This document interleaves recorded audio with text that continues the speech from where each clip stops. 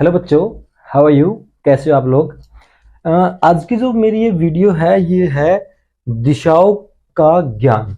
जैसे ये तो सभी को पता है कि चार दिशाएं होती है, ईस्ट वेस्ट नॉर्थ साउथ, यानी कि पूर्व पश्चिम उत्तर दक्षिण। लेकिन जैसे तो अगर आप लोगों को ये पूछा जाए, जैसे सूरज जब उग रहा होता है तब हम ना सूरज की तरफ ऐसे हाथ खड़े करके ऐसे फेस करके खड़े हो जाते हैं, और ऐसे आप लोगों को बताया होगा थोड़ा बहुत, है ना। लेकिन जब हम ना एग्जाम में, जब हम परीक्षा देते हैं, कोई पेपर देते हैं, कंपटीशन का जो एग्जाम देते हैं, तो उसमें ना इसमें आपके रीजनिंग में दिशाओं के क्वेश्चन आते हैं, है ना। वे पूर्व दिशा में गया, उत्तर दिशा में गया, तो वहां पे बहुत ज्यादा कंफ्यूजन होती है कि हम उसको कैसे करें, कि उत्तर कौन सी है, पूर्व कौन सी है, पश्चिम कौन सी है, क्योंकि उस कंडीशन में ये जो दिशाएं हैं वो सिर्फ एक जैसी रहेगी, ऐसे रहेगी। यानी कि नॉर्थ यहाँ आएगा, साउथ यहाँ आएगा, और वेस्ट यहाँ आएगा, और ईस्ट यहाँ आएगा। इसके लिए मैं एक ट्रिक आप लोगों को बताने वाला हूं कि उसके बाद आप लोग भूलोगे नहीं कभी भी। मान लीजिए कि किसी भी पेपर में जब भी रीजनिंग के क्वेश्चन आप लोग कर रहे होते हैं तो ये आप आसानी से कर पाओगे। Okay, let's start. आओ हम शुरू करते हैं इसको। सबसे पहले हमें क्या करना है, ऐसे क्रॉस बना लेना है, ठीक है। It is horizontal and it is vertical line, यानी कि दोनों लाइनें आपस में क्रॉस करते हुए हमें ड्रॉ कर लेनी है।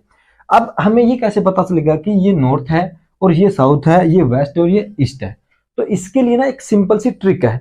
हमें एक इंग्लिश का वर्ड याद रखना है उसके लिए। जैसे मान लीजिए मैंने लिख दिया वी। वी वी का मतलब होता है फैमिली, यानी कि हम, हमारी फैमिली वी के लिए यूज करते हैं हम लोग। तो मैंने ये WEV लिख लिया। और इसका सबसे अच्छा एग्जाम्पल क्या है कि ऐसे ऐसे हम खड़े हो सकते हैं, ऐसे ना। तो यहां से जो हमारी जो उंगलियां है ये ई बना रही है, तो ई का मतलब ई इस साइड आ जाएगा, और डब्ल्यू यानी कि वेस्ट वो इस साइड आ जाएगा। तो यहां से VE अगर हम ऐसे लिखेंगे अपने पेपर में ऐसे क्रॉस करके, फिर हम VE को ड्रॉ करेंगे। तो VE का मतलब है W से वेस्ट और E से ईस्ट। तो ईस्ट और वेस्ट का कॉन्सेप्ट हमारा क्लियर हो गया। ईस्ट इस साइड आ जाएगा और वेस्ट इस साइड आ जाएगा। हिंदी में आपको पता है वेस्ट को पश्चिम बोलते हैं, ईस्ट को पूर्व बोलते हैं, जहां से सूर्य उदय होता है, यानी कि सन राइज होता है जहां से। तो ये तो हो गया हमारा वेस्ट और ईस्ट का कॉन्सेप्ट। ओके, उसके बाद में हमें नॉर्थ और साउथ। अब हमें कैसे पता लगेगा कि ऊपर वाला नॉर्थ है या नीचे वाला नॉर्थ है? तो उसके लिए आपको एक सिंपल सा कॉन्सेप्ट है। हमारी नोज कहाँ होती है? हमारी नोज ऊपर होती है। नोज किसे डिनोट हम लोग करते हैं? एन से करते हैं ना। तो नोज को डिनोट हम अगर हम एन से करते हैं तो नोज हमारी ऊपर होती है, तो एन हमारा कहाँ आ जाएगा? ऊपर आ जाएगा। अब देखो, तीन हमने साइड्स जो है, तीन दिशाएं हमने पढ़ ली है। कौन सी? वेस्ट, ईस्ट और नॉर्थ तो हमने पढ़ लिया, लेकिन बची कौन सी? साउथ बची। तो साउथ कहां आ जाएगा?